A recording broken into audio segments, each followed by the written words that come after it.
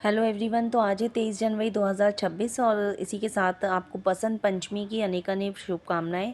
तो ये है मोगरा का प्लांट, और अगर आपने मोगरा के प्लांट का फूल नहीं देखा है तो ये खूबसूरत सा जो फूल है ये मोगरा के पौधे पर आता है।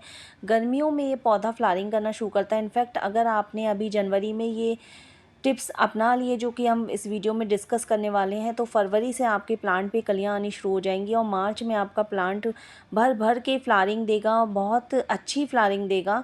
तो अगर आपको भी अपने मोगरा में बम्पर फ्लावरिंग चाहिए, बहुत ही गुच्छों में फ्लावरिंग चाहिए, तो मेरे साथ इस वीडियो में लास्ट तक जुड़े रहिएगा, क्योंकि लास्ट में मैं आपको बहुत अच्छे टिप्स बताऊंगी जो कि आपको पूरे साल आपके मोगरा के प्लांट की हेल्थ को अच्छा रखेंगे। तो ये देखिए, ये है मेरा प्लांट, ये पिछले साल का प्लांट है और इसकी रूट्स देखिए आप गमले से बाहर आने लगी हैं। तो जब रूट्स गमले से बाहर दिखाई देने लग जाएं तो आप समझ जाइए कि आपके प्लांट को ऑपरेशन की ज़रूरत है, इसको रिपोर्टिंग की ज़रूरत है। तो हमें इसका ऑपरेशन कर देना चाहिए, आप इसकी रिपोर्टिंग कर देनी चाहिए। तो शुरू करते हैं ये वीडियो, और इसी के साथ आपका स्वागत है मेरे चैनल गार्डनिंग विद रुचिका में। जब भी हम किसी प्लांट को रिपोर्ट करते हैं तो उस समय हमें जिन बातों का ध्यान रखना चाहिए, और स्पेशली मोगरा में जब आप रिपोर्टिंग करेंगे तो आप देखिए पूरा गमला हमारा जड़ों से भर गया है। ऐसे में क्या होता है कि सॉइल जो है वो न्यूट्रिएंट्स प्लांट तक नहीं पहुंच पाते हैं, जड़ें ही सारा न्यूट्रिएंट एब्जॉर्ब कर लेती हैं और पानी भी नहीं निकल पाता है। जैसा कि इसकी गमले को आप देख रहे हैं, इसमें नीचे कितना गीलापन है। तो इसका मतलब है, जबकि मैं पानी अब विंटर्स में रेगुलर हम नहीं देते हैं, गार्डनर्स कोई भी पानी रेगुलर नहीं देते हैं, तब भी हमारे गमले में अगर ऐसा है तो फिर हमें इस चेक करना चाहिए कि हमारे गमले में रूट तो नहीं भर गया। तो आइए शुरू कर देते हैं रिपोर्टिंग। और रिपोर्टिंग का जो पूरा प्रोसेस होता है थोड़ा मेहनत का होता है, तो पेशेंस के साथ करिएगा और ध्यान से करिएगा। सबसे पहले रिपोर्टिंग में हमें जड़ें ही रिमूव करनी होती हैं, क्योंकि लेकिन सारी जड़ें नहीं, क्योंकि जो बिगनर्स हैं वो रिपोर्टिंग करते समय इस बात का ध्यान रखें कि बहुत ज़्यादा जड़ें आप रिमूव मत कर दीजिएगा, कहीं ऐसा ना हो प्लांट आपका फिर मर जाए।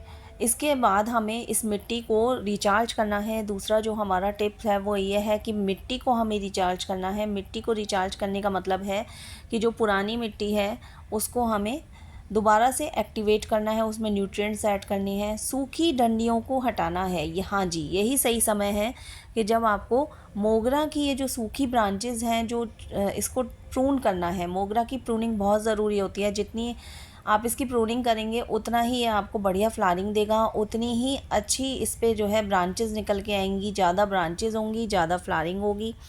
तो इसको थोड़ा थोड़ा आप प्रून कर देंगे, जो जो सूखी डंडियां हैं उनको हटा देंगे। और इसके बाद आपको जो नेक्स्ट इसमें काम करना है, जहाँ से भी आप एक चीज़ मैं हर बार बताती हूँ कि प्रूनिंग के बाद आप ये देखिए कि प्रूनिंग जहाँ से आप करते हैं वहीं से दो ब्रांचेस निकल के आती हैं।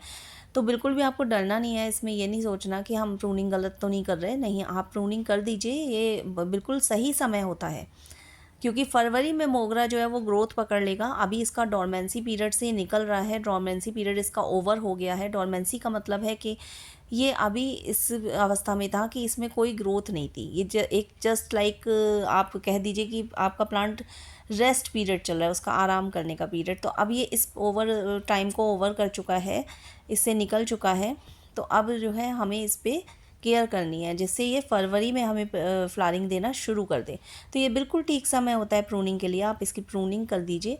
सूखी डंडियों को हटा दीजिए, जो ख़राब आपकी लीफ हैं उनको हटा दीजिए, जिससे आपका प्लांट जो है वो अपनी सारी एनर्जी नए पत्तों को उगाने में और नई ब्रांचेस निकालने में लगाए।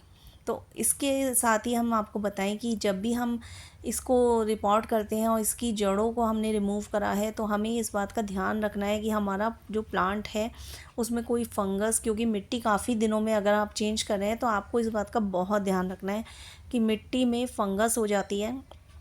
उस फंगस को हम कैसे रिमूव करें, तो उस फंगस को रिमूव करने के लिए मैं यूज़ कर रही हूँ साफ़ का फंगीसाइड। ये जो फंगीसाइड है ये बहुत थोड़ी सी क्वांटिटी में ही यूज़ होता है और बहुत ही अच्छा इसका रिज़ल्ट आता है। इसके अलावा आप चाहें तो हल्दी के पानी का भी इस्तेमाल कर सकते हैं। अगर आप पे साफ़ फंगीसाइड नहीं है तो आप हल्दी का पानी, थोड़े से पानी में हल्दी डाल के और उसमें इसकी जो रूट्स हैं उसको थोड़ा सा 1-2 मिनट के लिए रख के छोड़ दीजिए। तो उससे भी आपका वो भी एक तरीके का फंगीसाइड का ही काम करता है, और जो भी पेस्ट या फिर जो भी इसमें फंगस वगैरह होती है वो सब रिमूव हो जाती है। ये देखिए, अब इसकी जो जड़ें हैं वो एकदम क्लीन हो चुकी हैं, काफ़ी अच्छा सा लग रहा है। अब इनका एकदम सफाई हो गई है।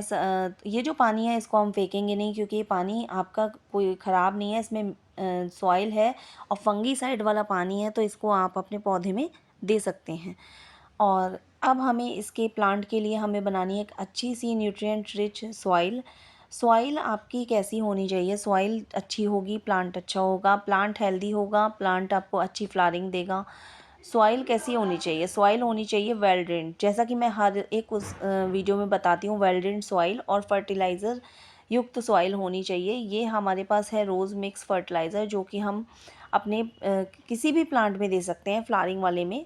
इसको हम गार्डन सॉइल और वर्मी कंपोस्ट के संग ऐड कर रहे हैं। अब आप को मैं बता दूं, गार्डन सॉइल में रेत ऑलरेडी मिक्स है, तो आपको लेना है गार्डन सॉइल और वर्मी कंपोस्ट, दो मेन इसके जो इंग्रेडिएंट हैं वो हैं।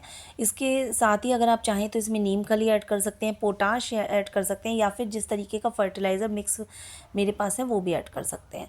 आपका पॉट अगर बड़ा है तो मैं बताना चाहूँगी कि आप बिल्कुल हल्की सॉइल बनाइए। हल्की सॉइल बनाने का तरीका यही है कि आप मिट्टी के साथ साथ फर्टिलाइज़र, कोकोपीट और बाकी चीज़ें ऐड कीजिए अपने गमले के बॉटम में। जिस तरह से मैंने आपको दिखाया कि मैंने गार्डन का जो कूड़ा होता है, जिसको हम कहते हैं कि ये कूड़ा नहीं है, इसको आप अपने प्लांट में अगर आप रख देंगे ना सॉइल के संग, तो ये कंपोस्ट होके खाद का ही काम करता है। इसको आजकल हम ब्लैक गोल्ड के नाम से जानते हैं। इससे फर्टिलाइज़र भी बनाया जाता है, जिस पे बहुत जल्द एक वीडियो मैं लाने वाली हूँ।